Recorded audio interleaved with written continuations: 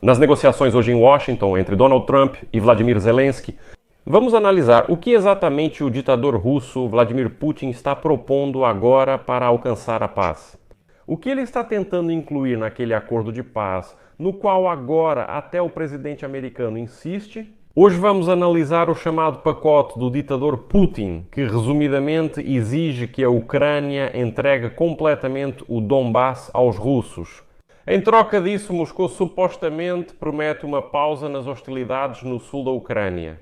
Vamos analisar tudo de forma ampla. Sou Alexei Peti, hoje é 18 de agosto.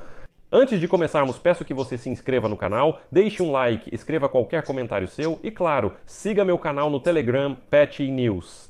O link está na descrição do vídeo. Sem enrolação, vamos analisar os fatos brevemente. Então, o que é esse chamado pacote do Putin na realidade?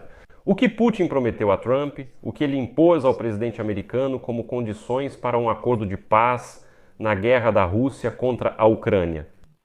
Segundo a Reuters e o Financial Times, no Alasca exigiu-se que a Ucrânia deixe totalmente Donetsk. Em troca, haveria o congelamento do restante da linha de frente e, possivelmente, atenção, o abrandamento das demais reivindicações territoriais. Vamos chamar as coisas pelos nomes. Essa é uma tentativa de formalizar politicamente aquilo que os russos não conseguiram conquistar pela via militar. A essência do acordo não é a paz, é uma pausa até a próxima rodada. Para que essa construção de Putin pareça, digamos, equilibrada, para que Putin e Trump tenham algo a oferecer aos europeus, dizendo que, vejam, Kiev está fazendo concessões, mas Moscou também está fazendo concessões, para que essa construção pareça equilibrada. Moscou, sabe, traz alguns pontos assim pequenos que devem realmente parecer concessões da parte dela. Na essência, Putin agora exige toda Donetsk, mas insinua um possível congelamento da linha de frente nas regiões de Kherson e Zaporizhia. Em seguida, fala-se que Putin aceita suavizar outras exigências. E em meio a esse barulho, tudo é mostrado como um compromisso, como se a Rússia também cedesse. Os estrategistas aqui veem diferente. Abrir mão de bolsões inúteis não é concessão, e sim ajustar a linha de frente. O congelamento é reorganizar a retaguarda. A Sky News destaca hoje que o Donbass, sob controle do Kremlin, será a base para a próxima ofensiva. Isso não é metáfora. É um mapa de depósitos e entroncamentos ferroviários. Ou seja, de fato, Putin diz que, está pronto para congelar a linha de frente nas regiões de Kherson e Zaporizhia e não avançar mais. Vamos ser honestos, eles também não conseguiam avançar mais. Não estavam conseguindo. Na região de Donetsk, eles lutaram 11 anos contra fortificações das forças armadas da Ucrânia sem conseguir rompê-las. Agora dizem, vamos colocar no acordo que o que não conseguimos pela via militar, conseguiremos pela política. Depois vêm as regiões de Sumy e Kharkiv, pequenos territórios onde os combates seguem. Putin, podemos ceder nisso, mas não totalmente. Criar uma zona de amortecimento ali é visto como concessão, mas será que há concessões reais nisso? Não. Por que esse assunto, de repente, ganhou tanta força no espaço informativo? Por que, agora está sendo tão ativamente discutido? Porque o encontro entre Trump e Putin no Alasca não resultou no cessar-fogo ou trégua. E agora a mídia ocidental constata que não houve avanço, o acordo não foi alcançado. Sem silêncio na linha de frente, um acordo sem cessar-fogo só disfarça a continuação da guerra por outros meios. Ou seja, a guerra não para, só vai ter uma aparência diferente. Enquanto isso, Trump, tenta adoçar a pílula e diz, vamos fazer isso, fechem o acordo. Aí ele diz, estamos quase chegando a um acordo. Mas esse quase é sempre, É como se ele dissesse para Putin, olha, nas condições deles, nas condições russas, nas suas condições, nós quase chegamos lá. Essas condições, segundo fontes, coincidem com antigas exigências do Kremlin, Ucrânia fora da OTAN, legalização da anexação da Crimeia e ocupação de Donbass. E a revista Time hoje registra essa posição. Abandonem a OTAN e a Crimeia, abandonem Donbass e terão paz. Chame como quiser, lá eles dizem realismo. Ou, como diz Trump, o acordo do século, mas na verdade é uma tentativa de minar a estratégia e defesa ucranianas e destruir a estrutura jurídica da paz. E agora vamos analisar o lado jurídico. A Europa afirma oficialmente que só a Ucrânia decide sobre seu território e que fronteiras não mudam à força. Vamos reforçar as sanções até que haja uma paz justa e duradoura. Isso não é apenas um apoio à Ucrânia, é um aviso tanto para Washington quanto para Moscou de que qualquer tentativa de legalizar uma tomada à força por meio de um acordo de paz encontrará resistência europeia. E o principal, como dizem os europeus, nenhuma restrição ao exército ucraniano. Por que isso importa? Porque, ao mesmo tempo, Moscou promove o que chamam de garantias simétricas. Se a Ucrânia recebe garantias de segurança, a Rússia também deveria receber algo. Dizem que a Ucrânia pode manter um exército, mas em um formato reduzido, bem pequeno. Ou seja, na realidade, todos esses limites para o efetivo das Forças Armadas da Ucrânia, para a quantidade de armamentos, tanques, artilharia, mísseis e assim por diante. Mas tudo isso é criar oportunidades para o próximo ataque da Rússia? Sobre as garantias, agora a equipe do Trump diz que Putin concordou com garantias de segurança para a Ucrânia no estilo da OTAN, mas sem a entrada na OTAN. Parece até que não é ruim. O compromisso existe, a Ucrânia não entra na OTAN. Trump fala muito sobre isso, mas diz, nós em compensação vamos fornecer garantias de segurança quase como as da OTAN, mas sem a OTAN. Parece sim o meio termo ideal, mas a questão, como se diz, está no conteúdo. Garantias sem o acionamento automático de ajuda militar, sem a ratificação pelos parlamentos de todos os membros da OTAN, sem cotas fixas para o fornecimento de armamentos. Tudo isso, desculpe, é o Memorando de Budapeste número 2. O Kremlin sabe disso. Precisa de um documento que pareça bom, mas sem incluir nada automaticamente. Por isso, concordar com essas garantias de segurança não é uma concessão de Moscou, é uma tentativa de vender vento em troca de territórios ucranianos.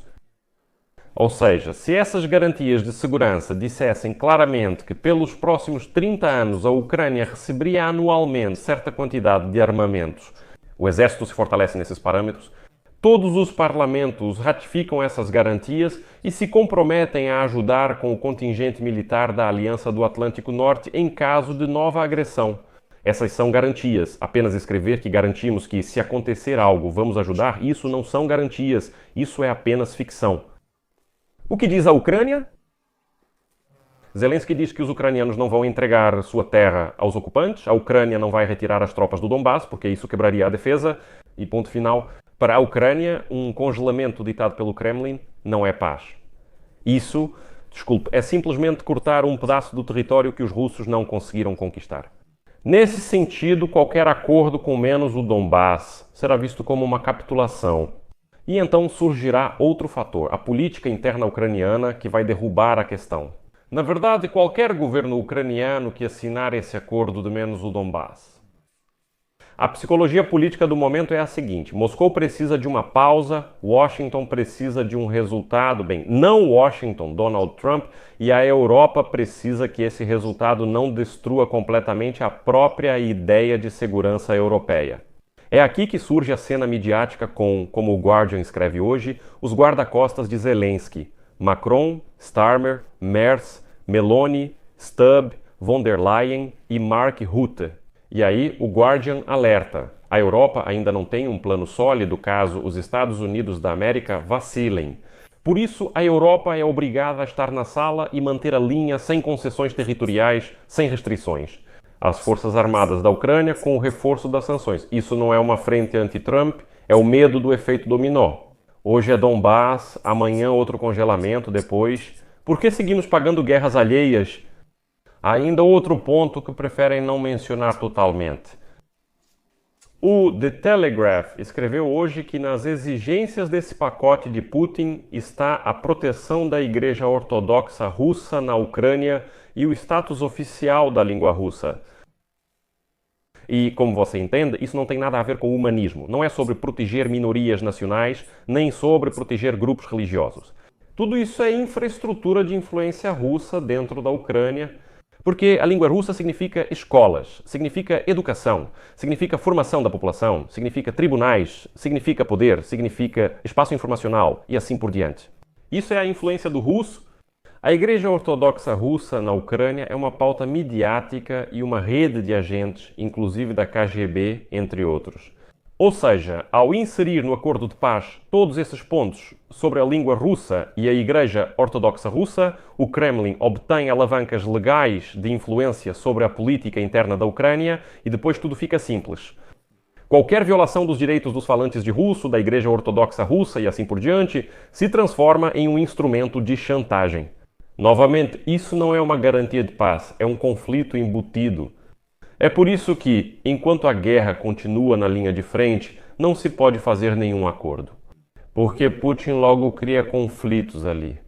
Depois ele pode dizer: olhem, a Ucrânia não está cumprindo as normas do acordo de paz. Surgem então perguntas justas. Onde estão as concessões? Afirmam que Trump consegue concessões de Putin, mas isso não ocorre.